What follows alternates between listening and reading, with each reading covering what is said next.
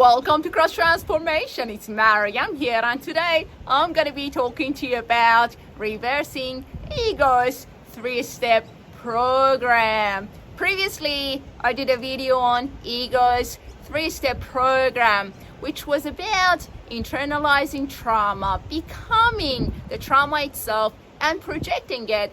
And sometimes we do become what our parents did to us. Today, I want to talk about reversing that program. So wherever you're standing in that program, you can come out of it and you can begin your journey of healing instead of following through with what ego suggests. So if you would look at that video, we will see that there is step 1, internalizing, there is step 2, becoming the trauma, and step 3, projecting it, projection, which we all do. Many of us don't have awareness around projecting our trauma, so we keep doing that to others and to the world, or somehow because of what we are doing to ourselves, we are also allowing others to project their trauma onto us. So we want to look at the step 3, projection, and we want to backtrack it and come to the beginning in a healthy manner, in a way that is not of ego, but it's of the mind and heart of Christ. So instead of projecting, what is it that can be done? Discernment. So ego keeps projecting stuff. Projection is ego's favorite because it's to expand its identity. When we discern, we don't judge. With judgment comes the negative emotion, but discernment is, I am where I am and it's okay, but I can see that I've been projecting and I don't like it because it's hurting me, it's hurting other people, and I want to come out of that. I'm going to give you an example. Let's talk about guilt.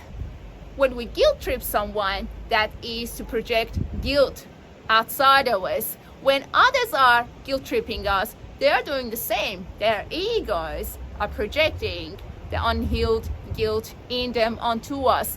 So instead of projecting that guilt, we want to understand, all right, I've been guilt tripping others, I've been trying to make them feel bad because my internal state is of guilt.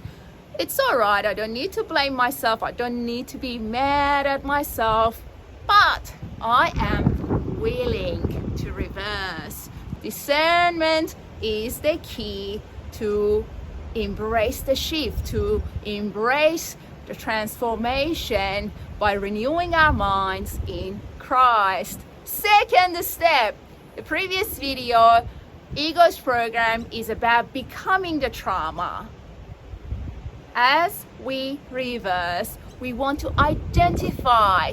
To identify is to realize our identity. So instead of becoming the trauma, instead of allowing the ego to identify us as the trauma and expanding on it, we want to identify ourselves in Christ. You are in me and I am in you. We are not separated from God. God is within us and we are in Him. We are in Jesus. So our identity cannot be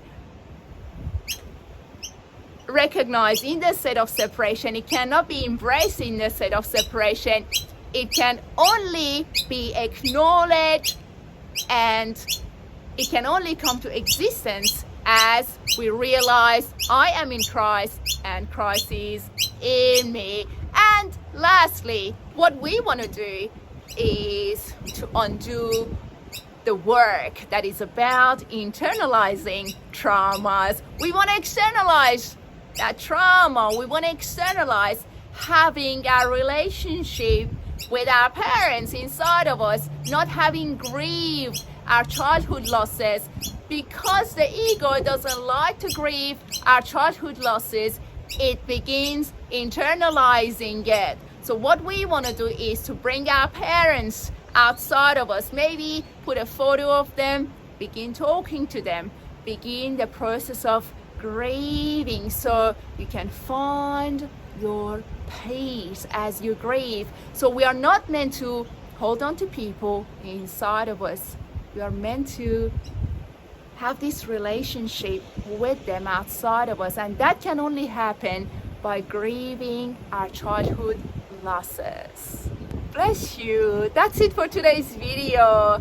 So to come out of the ego's 3-step program, we need to discern, we need to identify who we are in Christ, and that we are in God and God is in us, as well as externalizing our parents, the relationship we couldn't have with them, and the traumas we have been holding on to inside of us.